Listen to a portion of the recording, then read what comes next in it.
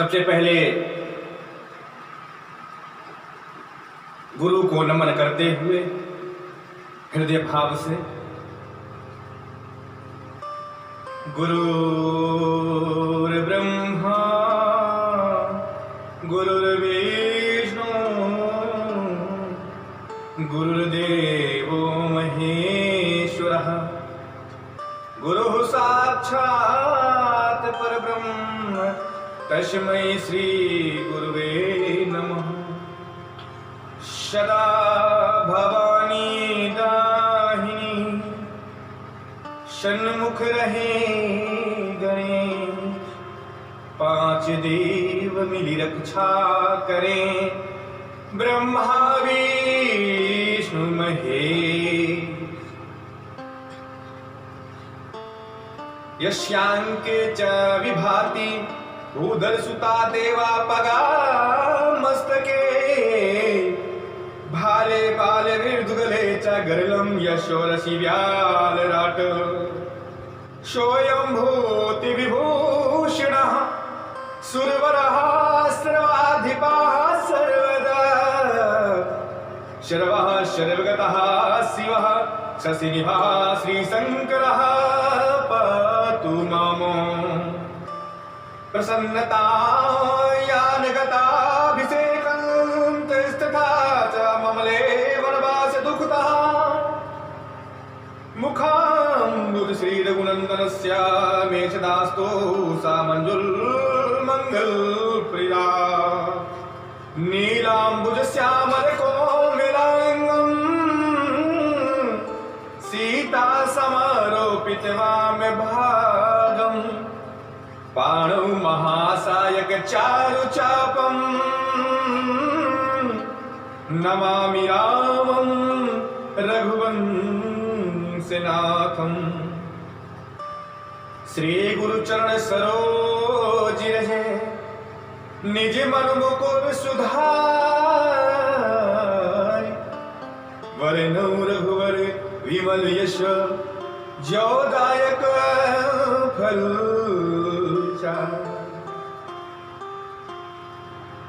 श्री गुरु चरणों में अपने मन को रमाते हुए श्री गुरुदेव को ध्यान में करते हुए उनसे आशीर्वाद की आकांक्षा रखते हुए, हे गुरुदेव मेरी वाणी में वह तेज दें, मैं वह ओज प्रदान करें जिससे मेरी वाणी में सरस्वती का वास हो सके। तो आइए मित्रों, आज हम इस तीसरे भाग में प्रभु श्री रामचंद्र जी की पुरुषोत्तम लीला व वन भ्रमण के बारे में जानते हैं।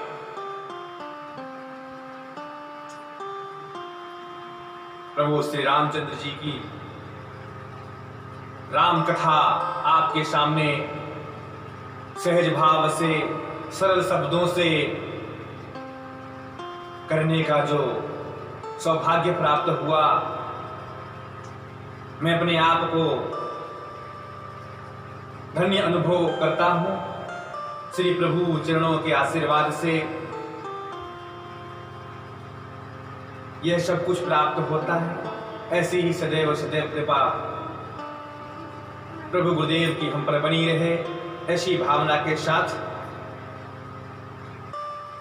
तो आपने पिछले भाग में यह जाना कि प्रभु श्री रामचंद्र जी का विवाह संपन्न हो गया था। विवाह होने के उपरांत अयोध्यापुरी में कई महीनों तक उत्सव होते रहे। विविध प्रकार के लोग आते जाते रहे, बधाइयां देते रहे। उस समय विश्वावसु नाम का गंधर्व था। विश्वावसु नाम का गंधर्व इंद्र के यहां गायन करते थे। इंद्र ने अपने उस श्रेष्ठ गंधर्व को आज्ञा दी कि जाओ प्रभु श्री रामचंद्र जी के विवाह उत्सव में जाकर के शामिल हो जाओ। विश्वावसु गंधर्व ने कई दिनों तक अयोध्या में अपने गायन का, अपने स्वर से मंत्रमुग्ध करता रहा। विश्वावसु गंधर्व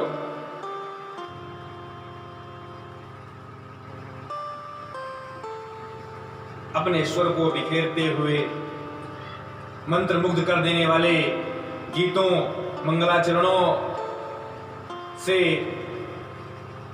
आनंद ही आनंद बरसा रहा।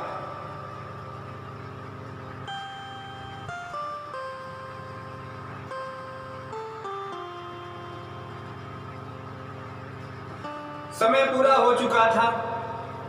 गंधर्व ने आज्ञा मांगी तो कैकेयी ने बात कह दी कि जरा देर और ठहर जाओ, कुछ दिन और ठहर जाओ। विश्वावसु गंधर्व ने कहा, मैं तो महाराज इंद्र का सेवक हूं, उनकी आज्ञा के अनुसार ही कार्य करता हूं। तो कैकेयी क्रोध में आकर बोलती हैं कि इंद्र की बात आप करते हैं, हमारे प्रताप से ही तो, हमारी कृपा पुंज से तो इंद्र राज्य करते हैं और उनके क्रोध से आप डरते हैं। ऐसी बात कही विश्वावसु गंधर्व को उचित नहीं लगा, क्योंकि राजा ने शांत किया उन्हें, नहीं रानी ऐसी बात नहीं कहते। ठीक है, इसका समय हो चुका है तो इसे जाने दिया जाए। उस गंधर्व ने इंद्रपुरी में जाकर जब ऐसे ही बात बताई तो इंद्र ने कहा कि जब उनकी इच्छा थी तो आपको वहां रहना चाहिए, आपको और कुछ दिन तक गायन करते रहना चाहिए। लेकिन कोई बात नहीं, यह जो क्रोध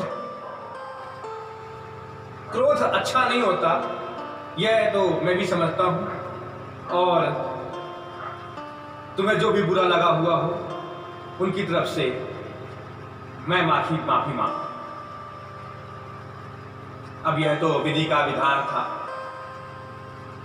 क्रोध करने का तात्पर्य श्राप, क्योंकि किसी के मन को, किसी के दिल को यदि गहरी चोट पहुंच जाए तो उसका श्राप लगता ही लगता है, यह सत्य जानिए मित्रों। उसके हृदय से जो उत्कंठा निकली, जो बात निकली, वह अयोध्यापुर वासियों के लिए बहुत ही भयानक रूप से साबित होती है। जब वर्ष 18 की सिया 27 के राम, कीनी वर अभिलाष तबे करनो है शुरिका। सीता जी 18 वर्ष की हो चुकी थी और 27 वर्ष के राम जी हो चुके थे। दोनों आपस में बैठे हुए बात कर रहे हैं कि अब कुछ देवताओं का कार्य भी हमें करना है।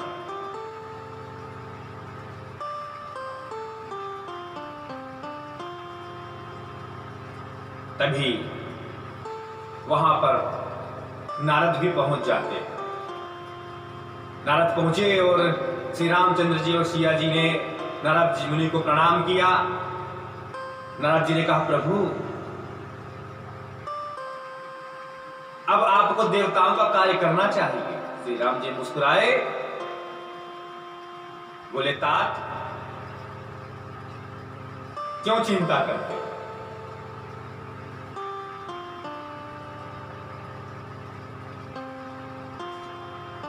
क्यों चिंता करते हो? तो नारद जी क्या कहते हैं कि हे प्रभु, ये सब आपकी ही कृपा से तो हो रहा।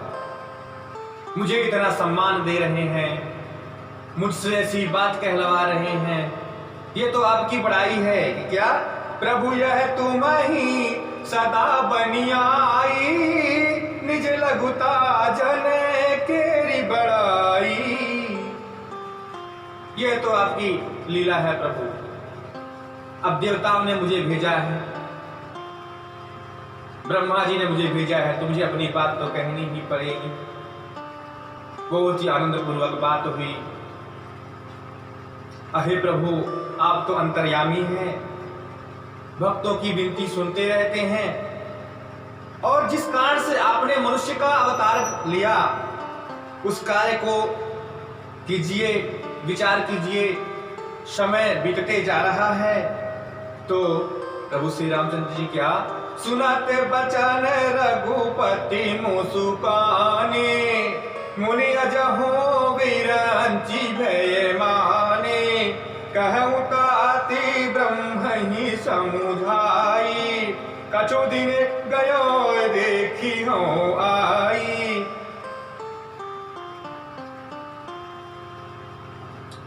श्री रामचंद्र जी ने नारद जी से कहा कि ठीक है मुनिवर, आप जाइए और ब्रह्मा जी को यह संदेश सुनाइए कि अब वो चिंता ना करें, बस कुछ दिन की तो और बात है,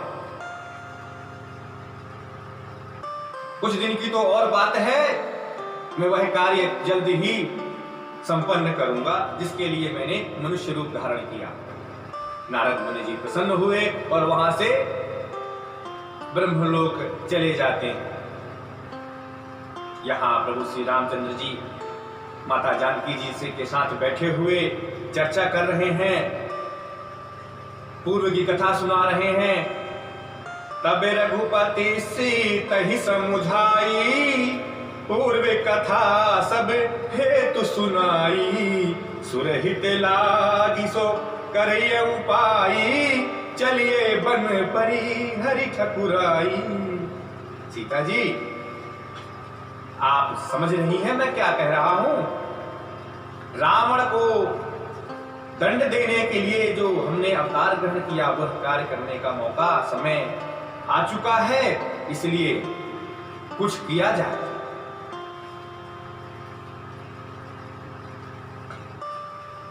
देवताओं ने सहायता की, माता सरस्वती का आवाहन, मां सरस्वती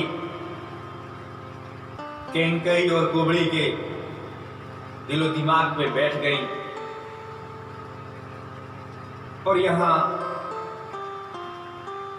संपूर्ण नगरवासियों के कंठ में भी बैठ गए। किसी के द्वारा यह बात कही गई कि राजा को चाहिए कि अपने पुत्रों को राज सिंहासन दे, राजा बनावे, क्योंकि पुत्र तो सक्षम हो चुके हैं। कितनी सुंदर बात है। सभी लोगों के मन में अरे हाँ, हमने तो सोचा ही नहीं था, इस खुशी में तो हमने सोचा ही नहीं, कितने महीने कितने वर्ष बीत गए, हमने ध्यान नहीं दिया। बहुत ही अच्छी बात है। मुनि वशिष्ठ जी ने शुभ मुहूर्त देखा, बोले कल का बहुत अच्छा मुहूर्त है। आनंद फानंद में तैयारियां हुई, राज्यसभा में सभी को जानकारी हुई और धीरे धीरे से वही जानकारी फैली। राम राजु अभिषेक सुनी, हर से नर नार, लगे सुमंगल सजन सबे, विधि अनुकूल विचार। सभी लोग तैयारी करने लगे। नगर के नर नारी भी जब सुने बहुत ही प्रसन्नित हुए, आनंद ही आनंद छा गया। प्रभु श्री रामचंद्र जी ने जब ये बात सुनी, और ये सब उसी दिन की बात है, नारद जी उसी दिन आए, उसी दिन दूसरे पहरे सी बात होती है राज दरबार में, और शाम होने को है,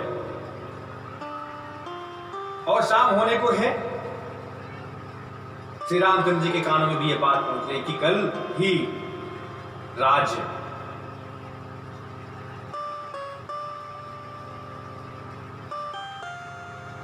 सिंहासन पर मुझे बिठाने के लिए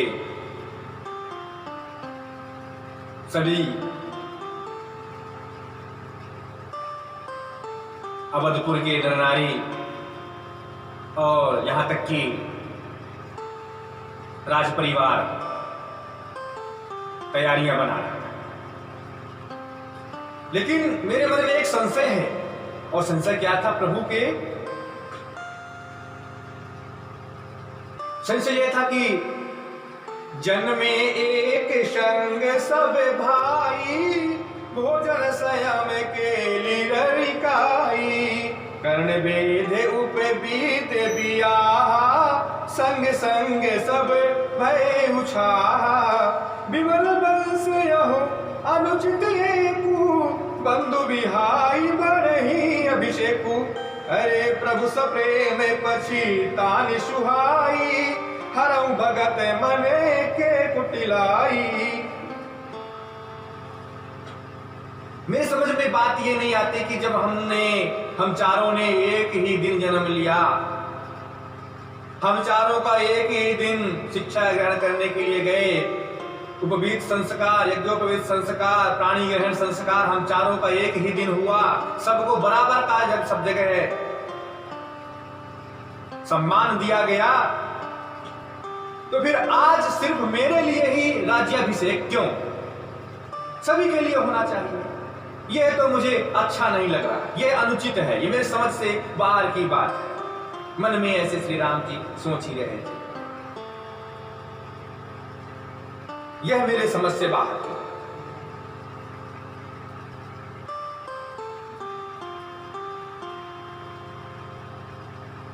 देवताओं ने माता सरस्वती को अयोध्या में कुछ गलत करवाने के लिए भेजा। मां सरस्वती हिचकिचाई कि क्या बात है, भगवान को राज्याभिषेक होने जा रहा है और मुझे देवताओं द्वारा यह बात कही जा रही है कि राज्याभिषेक मत होने दो, कुछ ऐसा करो, इतना बड़ा पाप मेरे सिर चढ़ेगा। प्रभु श्री रामचंद्र जी के सामने सरस्वती माता आती है। श्री रामचंद्र जी मुस्कुराते हैं, कहते हैं अवश्य देवता मेरी ही इच्छा से ऐसा कह रहे हैं, तुम्हें कुछ भी कहने की जरूरत नहीं है, करो जो भी आज्ञा प्राप्त करो। श्री रामचंद्र जी से आज्ञा पाकर सरस्वती मां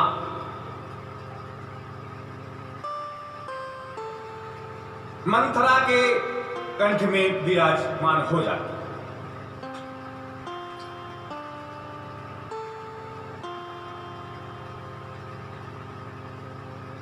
मंथरा देखने में भी सुंदर नहीं थी, कुंवर निकला हुआ है, और वो अपने आप को सुंदर रखना भी नहीं चाहती।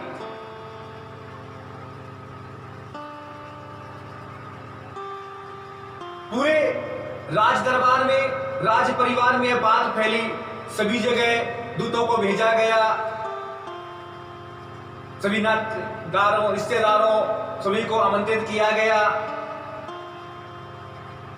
और यहां तक कि भरत को भी आमंत्रित किया।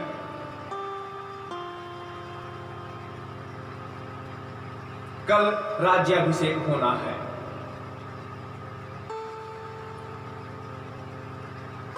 बस शाम की यह बात थी कि कल सभी दूत जाएंगे और आदेश मिल चुका था, सुबह उन्हें जाना था। शीघ्र ही लेकर के आए और कल ही राज्याभिषेक किया। राज्याभिषेक की बात फैल गई, सभी नगरवासियों में, राज परिवार में खुशी की लहर दौड़ गई, तैयारियां करने लगे। कुबड़ी को भी पता चला, मंथरा को, उसकी बुद्धि मारी गई, और वह तो कैकेयी की सेविका थी, दासी थी, उसके दिमाग में ऐसी बात आती है कि किस प्रकार से मैं कैकई से कहूं कि यह अनुचित है। ये सबके सामने निर्णय लेना चाहिए। जहां भरत नहीं है, शत्रुघ्न नहीं है, अकेले भी निर्णय क्यों? राज्याभिषेक अभी नहीं होना चाहिए। कैसे कहूं? मेरी बात कैकई मानेगी नहीं, क्योंकि कैकई तो श्री राम को बहुत स्नेह करती, प्रेम करती। क्या कहूं? विचलित मन कैकई के पास कुबड़ी पहुंचती है। परेशान देख करके कैकई ने मंत्र से पूछा कि हे दासी, तुम इतनी परेशान क्यों लग रही हो? बात क्या है यार? कुबड़ी ने कहा, अब मेरी बात तो आप मानोगे नहीं। क्यों?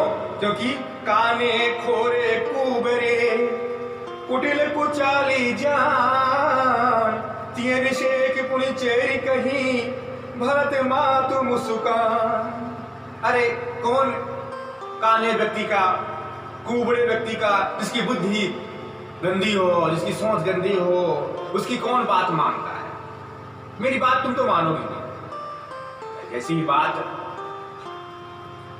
कुबड़ी ने कहा तो कैकई मुस्कुराने लगी। बोले नहीं नहीं, बोलो तो आखिर बात क्या है? आपने ऐसे सोच कैसे? बोले जिस प्रकार से कौशल्या सभी पुत्रों की महतारी है, उसी प्रकार से तुम भी तो मां हो और राम को तो अधिक प्रेम करती हो। बोले हाँ, राम को मैं अधिक प्रेम करती हूं, बात तो सही है। और मैंने कई बार परीक्षा भी देकर देखी है, राम भी मुझे उतना ही स्नेह करते हैं। जो भगवान मेरी कोख से राम को जन्म देते तो कितना अच्छा ना होता, लेकिन फिर भी वे ऐसा अनुभव नहीं होने देते कि उन्होंने कौशल्या की कोख से जन्म लिया। प्राणते अधिक राम प्रिय मोरे, तिनके तिला के छोभू कसे तोरे। आज बहुत प्रसन्नता की बात है दासी, कल मेरे राम का अभिषेक होने वाला।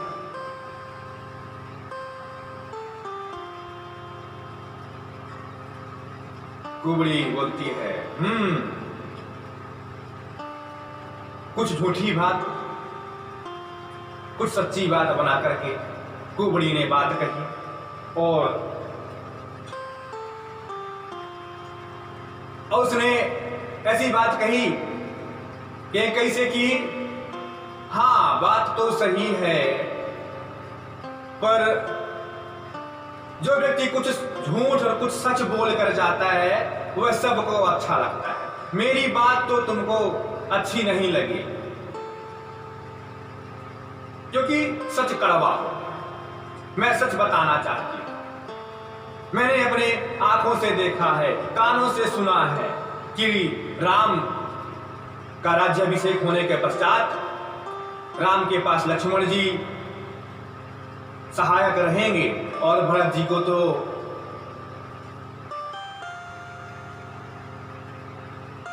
जेल का मालिक बनाया जाए। जेल जहां बंदियों को छोड़ा जाता है, रखा जाता है। कितना अन्याय मैंने सुना है, मुझे अनुभव हो रहा है उनकी बातों से, उनकी क्रियाओं से, और इसीलिए भरत को दूर रखा गया है, भरत को अपने नजदीक नहीं रखा गया। इतनी कुटिल बात हो रही है इस राज परिवार में, और तुमको कुछ पता नहीं कैकई, तुम तो अंधी हो प्रेम में, राम के प्रेम में अंधी हो। राम के विरोध में जैसे ही कुबड़ी ने ऐसी बात कही, कैकई को गुस्सा आया। कैकई ने गाली देना शुरू किया, तेरी मति मारी गई है कुबड़ी, तू कैसी बातें करती है, तू घर को फोड़ना चाहती है। सच में जिस जैसा तेरा रूप है वैसा तेरा मन भी है। तो अयोध्या नहीं चाहती। इतने इस प्रकार से डांटती रपटती हुई कुबड़ी को कुबड़ी ने अपनी आंखों पे आंसू भर लिए। ठीक है, हमारी बात तो ठकुर सुहाती लगी, लेकिन आप तो राजमाता हैं, और यदि जो असत्य कछु कहबे बनाई तो विधि देई है हम ही सजाई। राम ही तिलक काली जो भयऊ तुम कहो विपति बीजू विधि भयऊ। यदि मैं कुछ झूठ बोलती हूं, यदि कल तुम्हारे साथ कुछ अनहोनी हुई तो मुझे दोष मत देना। कुबड़ी ने ऐसी बात कही, यदि कल राम का तिलक हो गया उसके बाद कुछ भी अनर्थ हुआ तो मुझे दोष मत देना। तुमको पता है कद्र ने विनीता को दुख दिया था, उसी प्रकार से कौशल्या भी तुम्हें वैसा ही दुख देगी और भरत तो बंदी गृह में रहेंगे। कैकेयी तेरी मति मारी गई है, राम लक्ष्मण ही मुख्य अधिकारी रहेंगे इस राज्य सिंहासन के। इस बात को बिल्कुल विचार कर समझ लो।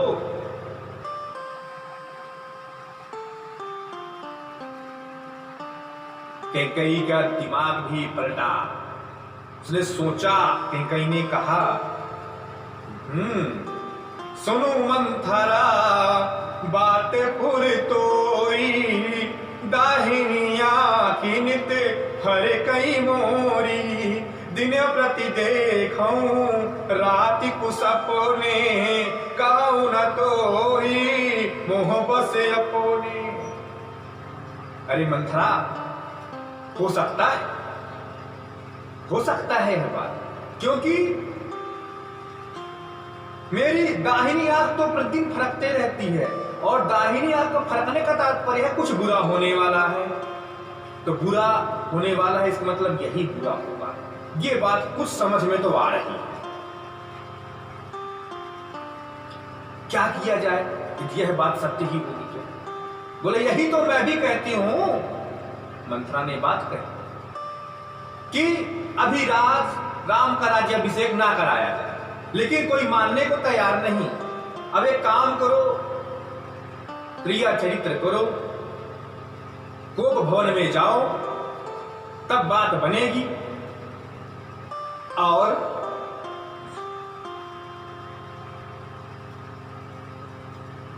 दशरथ जी ने तो तुम्हें 2 वरदान भी दिए थे, जिसने तुमने मांग लिया था कि जब समय आएगा तो मैं मांग लूंगी।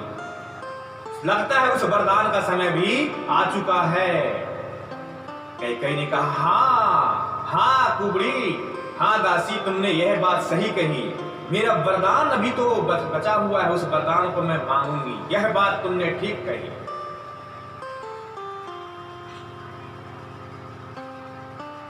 शाम की ही बात थी। कैकेयी ने भोजन नहीं किया रात्रि का। कोपु समाजु साजी सब सोई, राजू करते निज कुमति बिगोई। राउर नगर कोलाहुल हो, यह कुचाल जनु कछु जानिन को। पूरे नगर में एक कोलाहल है, खुशी के मारे आनंद है कि कल हम राम का राज्याभिषेक देखेंगे। तैयारियां बना लो, कपड़े रख लो, सुबह पहन करके जाना है। और यहाँ तो राज परिवार में फूट पड़ने की नौबत आ रही है। और कैकेयी ने कोप भवन में कोप की क्रोध अपने मस्तिष्क में रख करके, अपने मुख पर पे ऐसे विष रख करके, हाथ में छुरी रख करके अपना हुलिया बिगाड़ लिया। क्रोध कोप भवन में चली गई। सांझ समय सानंद गयऊ कैकेयी गे हैं, गवनु निठुरता निकट किए, जनु धरि देह शनि। जैसे ही कैकेयी के भवन में जाते हैं, राजा दशरथ जी शांत भवन देख करके उनको मन में थोड़ा सा कुछ ऐसी बात लगती है, कुछ तो गड़बड़ है। भवन के अंदर गए, वहां बिखरा हुआ सामान था। बोले आज क्या बात है, अनहोनी हो गई क्या, कुछ क्या बात है। एक भय सा दशरथ जी के मन में समा गया।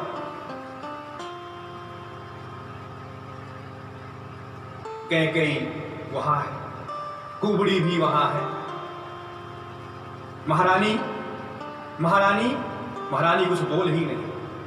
कुबड़ी ने कहा, कुबड़ी से पूछा, क्यों दासी, क्या हुआ महारानी, तबीयत खराब है क्या, कुछ हो गया क्या, किसी ने भला बुरा कह दिया क्या, आखिर बात क्या है।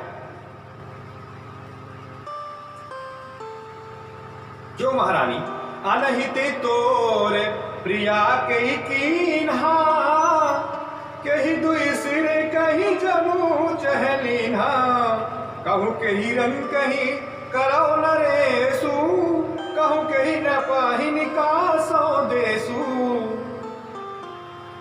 हे देवी, किसने तुझे बुरा कहा है, जिसने भी तुझे भला बुरा कहा है उसे मैं रंक बना दूंगा, और यदि तुम चाहती हो तो किसी रंक को राजा भी बना दूंगा। लेकिन बात तो कहो, मेरे से बात तो करो, आखिर बात है क्या। जो भी मैं कुछ कपट रूप से कहता हूं वह भी कहो। मैं राम की शपथ लेता हूं और 100 बार राम की सौगंध खाता हूं, एक बार नहीं। भामिनी राम शपथ सत तो मोही।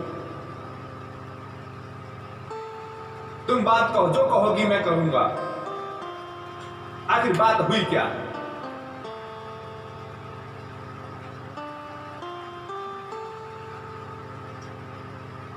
फिर आगे राजा बोलते हैं, कैकेयी ने कुछ भी बात नहीं बोला, बस मुंह बना करके यहां से वहां घूमती रही, एक शब्द नहीं बोला। आंखों में क्रोध था।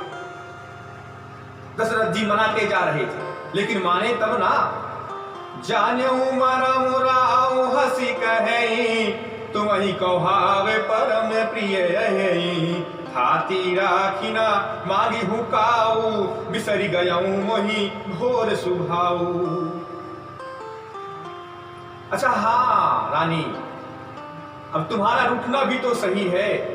पुत्रों का विवाह हो गया, कल राज्याभिषेक भी होने वाला है, और मैं तो भूल गया था कि तुम्हारे 2 वरदान थे जो आप तुमने कहा था। शायद वो वरदान तुम्हें याद आ गए होंगे, इसीलिए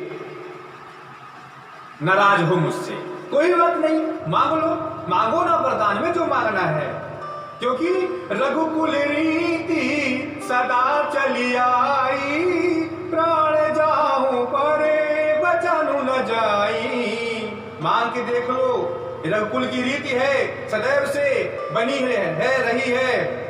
जो भी रघुकुल में जो भी मांगते हैं उसको देने के लिए हमारे पूर्वज अपना सब कुछ न्यौछावर कर दिए।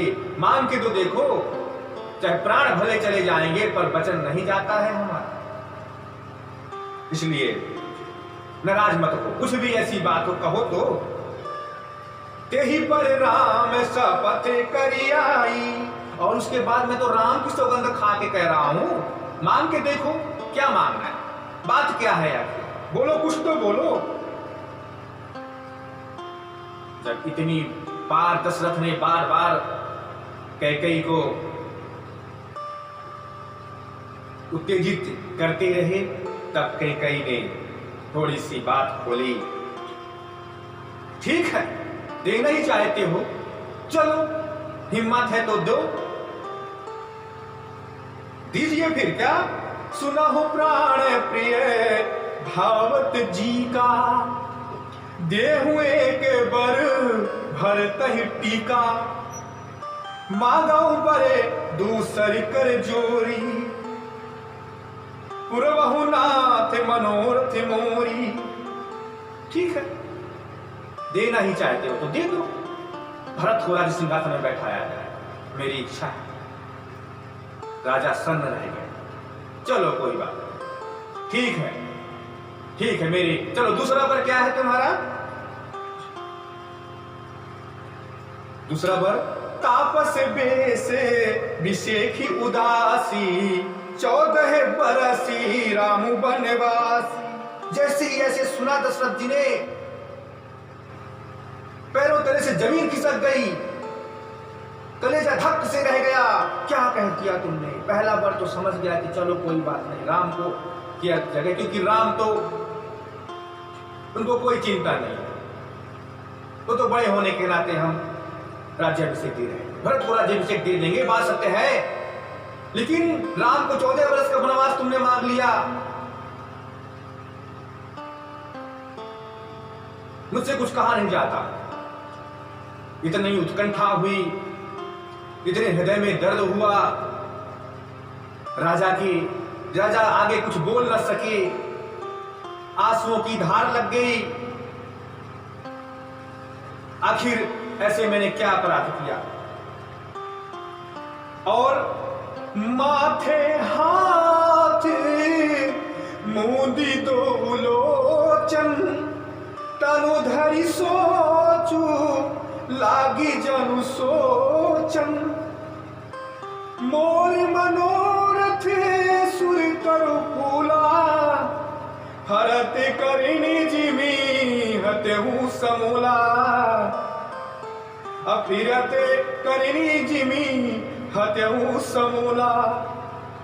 हाथ माथे पर रखकर आंखें मूंद करके राजा ऐसे सोच में पड़ गए, और सोचते सोचते देह धर करके सोच रहा है, सोचने लगे, हाथ आए मेरी मनोरथ क्या हो गया? मेरे कल्प वृक्ष का फूल फूल कर ही रह गया, वह तो फल बन ही नहीं पाया। कहीं ने उस हथनी की तरह मेरे उस कल्प वृक्ष को तोड़ के रख दिया। आखिर ऐसा क्यों किया? क्यों? सोचने लगे।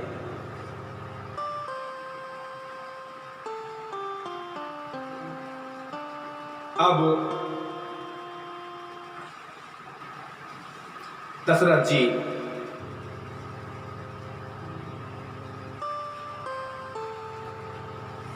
दुखित हो गए, उन्होंने भोजन नहीं किया, उसी भवन में बैठे रहे, सोए भी नहीं, रात भर सोचते रहे, विचारते रहे, आखिर ऐसे मैंने क्या अपराध किया है?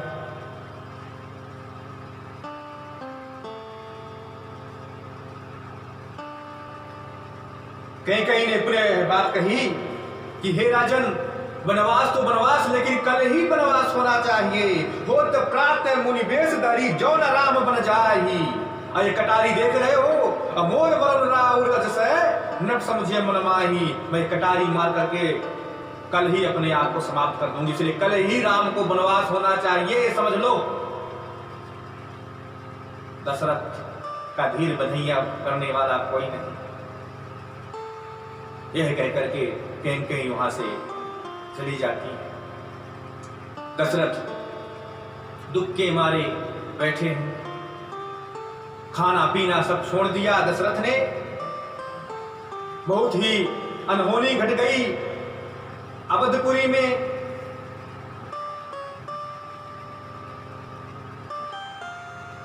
दशरथ जी को प्रातःकाल नींद आ गई, वे वहीं पड़े रहे निस्तब्ध, और द्वार में तो पूरे अयोध्या के नगर वासी, नगर नर नारी इंतजार में खड़े कि कब राज्याभिषेक हो। दूत चले गए उन्हें बुलाने के लिए। भरत को बुलाने जाने वाले दूत को रोक दिया गया। कहीं ने कहा नहीं, मत बुलाओ, जरूरत नहीं है, कुछ नहीं होने वाला। ठीक है, माफी। भरत को बुलाने जाने वाला दूत रुक गया। बाकी सब जगह चल, सब लोग, भीड़ इकट्ठी हो गई। राज परिवार में भी कुछ पता नहीं, सिर्फ कई को और दशरथ को ही पता। द्वार भीर सेवक सचिव कहें उदित रवि देखी, जागे वजहुन अवधपति कारण कवन विसेकी। आज क्या बात है, राजा दशरथ जी इतने टाइम तक सो रहे हैं? अच्छी कोई बात नहीं। अब क्या है, मन में इतनी खुशी हो रही होगी, आराम से सो लिया जाए। क्या बात है, आराम से जागेंगे। समय बीत रहा है, अब नहीं तो तब, अब नहीं तो तब। राजा आज आ ही नहीं, आखिर बात में बहुत ही ज्यादा देरी हो गई। कोई बात नहीं, मंत्री को वशिष्ठ जी ने भेजा कि जाओ राजा दशरथ जी का हाल बताओ कि यहाँ भीड़ लगी है, आप इतनी देरी क्यों? सुमंत जाते हैं तो बोले राजा कभी सो रहे हैं। राजा जी सो रहे हैं, आखिर बात क्या है?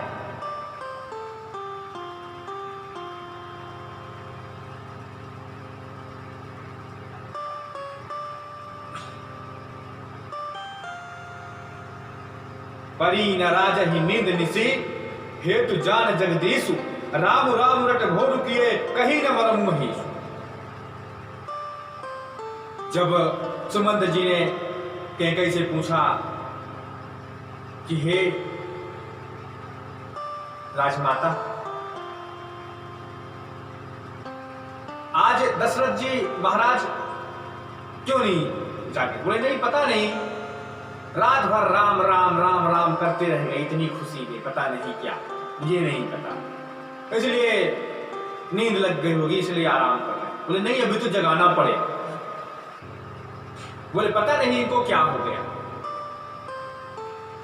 दशरथ जी को जगाए, बोले राम राम कर रहे थे, इसलिए राम को बुलाया जाए। कैकेयी ने राम को बुलवाया, राम दौड़े चले आए।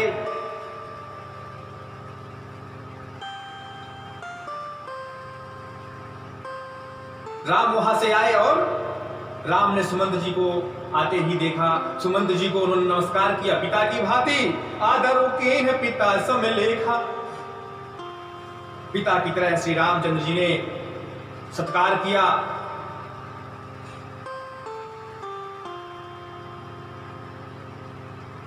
बातें हुई, राम जी ने उठाया, बोले क्या हुआ पिताजी?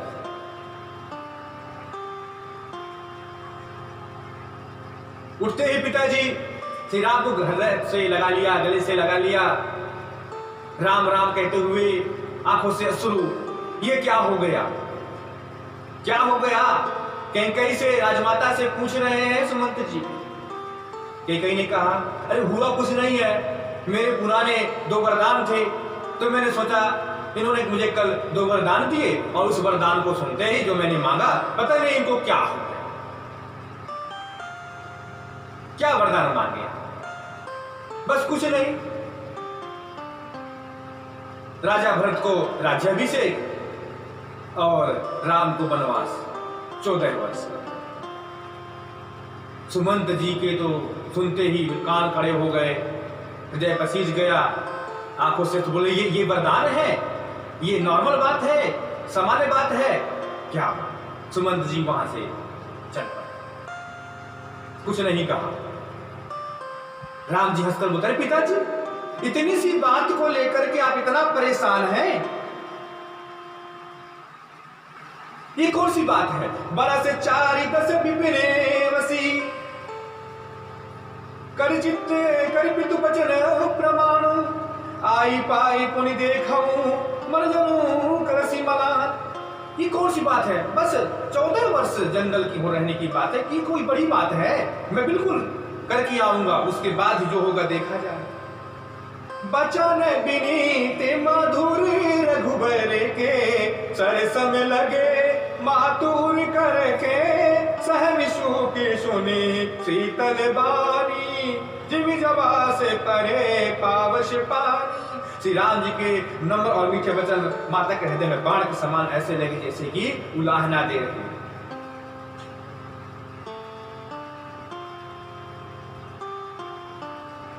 और कौशल्या जी भी वहां आ चुकी थी।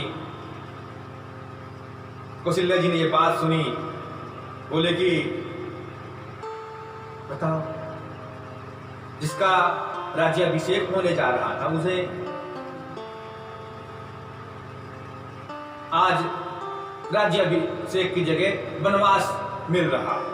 धर्म स्नेह है उभय मति घेरी, भई गति सांप छछुंदर केरी। अब मैं तो छछुंदर की तरह हो गई। अब ऐसी गति हुई जैसे सांप ने छछुंदर को घेर लिया। अब मैं छछुंदर की तरह करूं क्या, क्या बोलूं क्या ना कहूं, कुछ समझ में नहीं आता। अब पिता ने ऐसे वचन ऐसे बंध गए, उनकी भी छछुंदर की तरह हो गई। राखव सुख ही करऊं अनुरोध, यदि मैं अनुरोध भी करती हूं कि मैं रख लूंगी अपने पुत्र को, तो वो भी सही नहीं है, क्योंकि धर्म जाता है, राजधर्म चला जाएगा। क्या करूं, ना तो मैं इनको रख सकती, ना रोक सकती और ना ही भेज सकती। इस प्रकार से मेरी गति हो गई। बहुत ही सरल स्वभाव वाली कौशल्या माता थी। अपने हृदय को बांध करके उन्होंने बोला कि ठीक है, जो तुम्हें अच्छा लगे करो, जाओ। अब मैं क्या कह सकती हूँ। हे पुत्र, हे तात, पितु बन देव, मातु बन देवी, खग मृग चराणे सरोरुह सेवी। हम कहूँ चित न पही बनवासु, बय बिलो की हो खरासु। ठीक है तात, जंगल में अब तुम्हारे वन देवता ही पिता हैं और वन देवी ही माता है। खग मृग ये सब तुम्हारे परिवार के लोग हैं। ठीक है, जो तुम्हें अच्छा लगे करो, जाओ। राजा ने जो वचन दिया है उसे मानो। बड़ भागी बनु अवध अभागी, जो रघुवंश तिलक तुम्हें त्यागी। जिस प्रकार से आज जंगल का भाग्य जागृत हुआ है और आज से अवध का दुर्भाग्य प्रारंभ हुआ है। अब जो प्रभु ने रच रखा है सो होगा। अब हम क्या कर सकते हैं। माता ने कुछ ज्यादा नहीं कहा।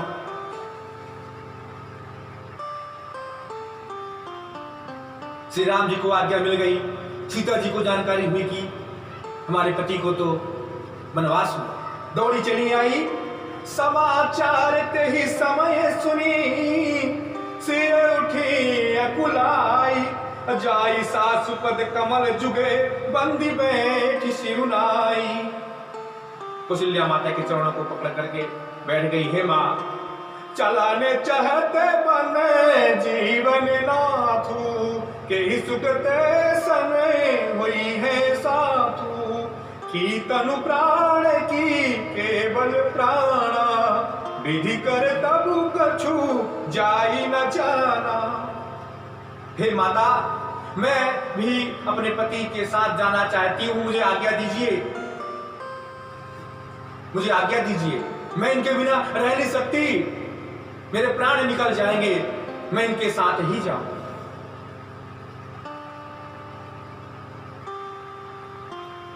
माता सीता जी के नेत्रों से आंसू बह रहे हैं और जिनके पिता जनक हैं, ससुर दशरथ जी हैं, पति रघुकुल कैरव हैं, रूप और गुण के निधान हैं, वे सब कुछ त्याग करके सिर्फ और सिर्फ पति की शरण में ही रहना चाहती हैं।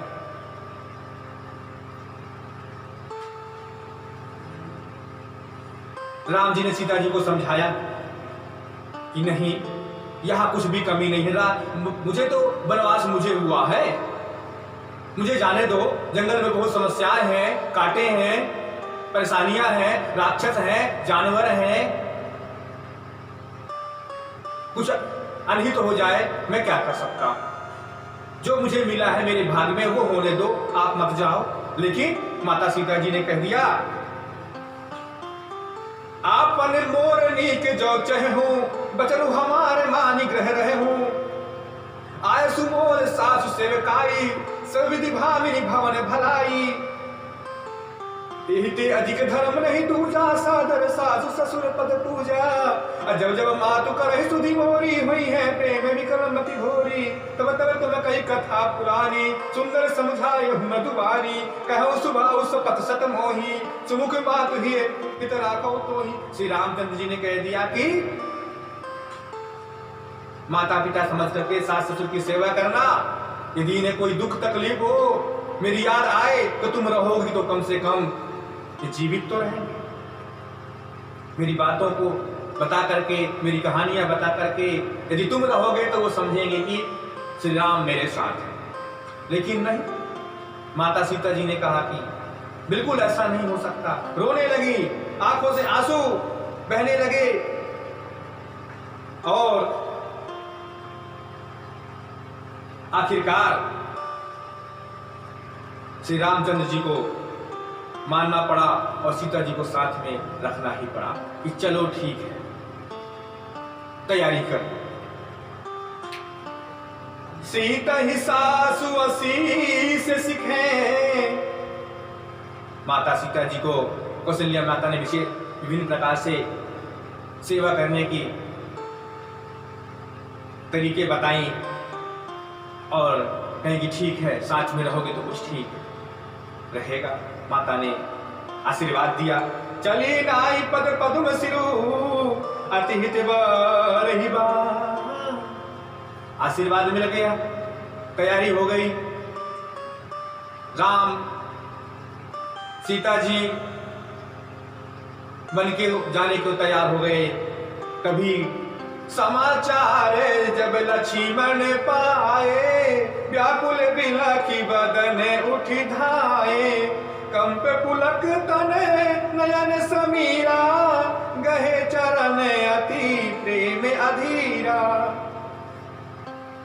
जब लक्ष्मण जी ने बात सुनी कि मेरे प्रभु श्री रामचंद्र जी को, बड़े भैया को तो 14 वर्ष का वनवास हो गया, तो दौड़े दौड़े चले आए, बिलख कर दौड़ कर चले आए।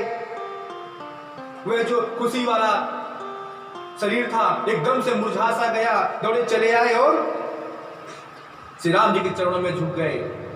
भैया मैं भी चलूंगा, मैं बन जाऊं तुम ही नहीं साथा, कोई सब ही विधि अवध अनाथा। जब आप ही चले जाओगे तो ये तो अयोध्या अनाथ हो जाएगी, मैं अनाथ हो जाऊंगा, मैं आपके साथ जाऊंगा। अब गुरु पितु मातु प्रजा परिवारू, सब कहूं पर ही दुसही दुख भारू।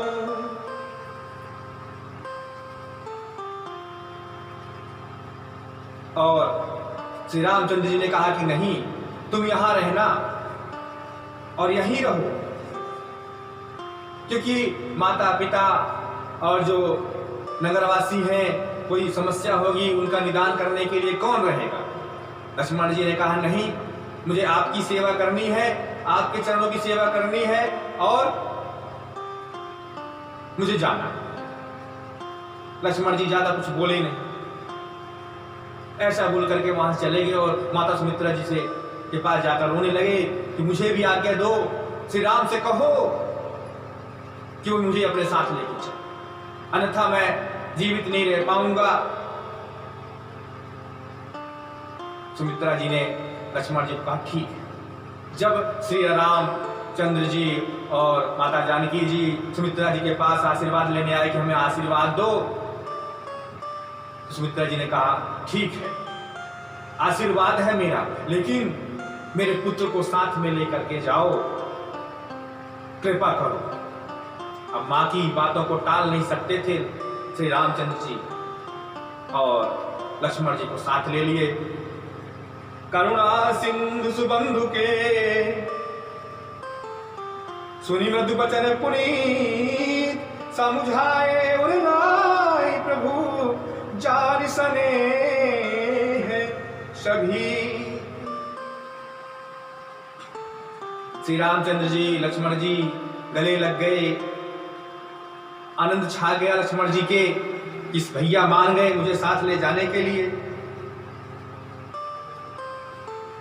और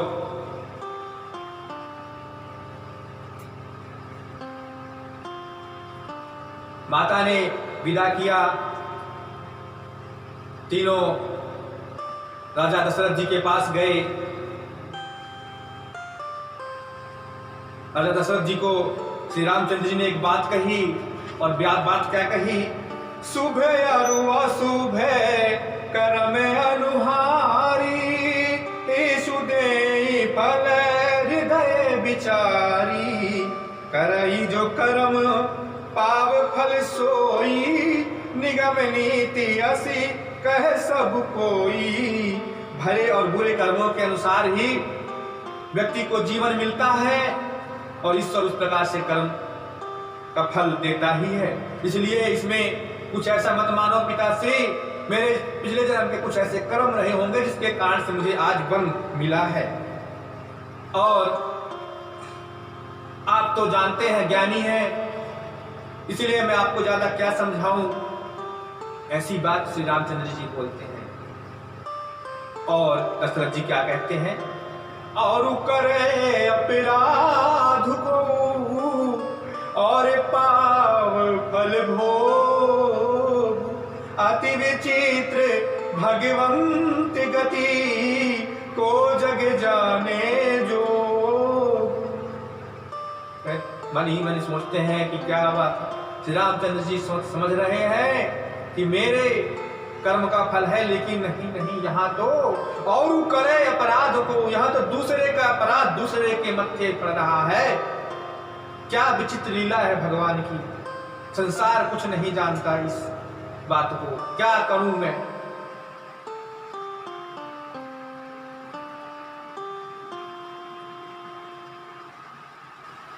कैकेयी ने तमक करके कहा,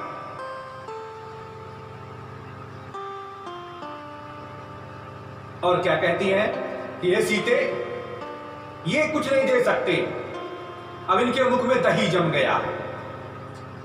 ये लोग कपड़े, इस वेशभूषा को धारण करके ही तीनों को वन भ्रमण करना है। ये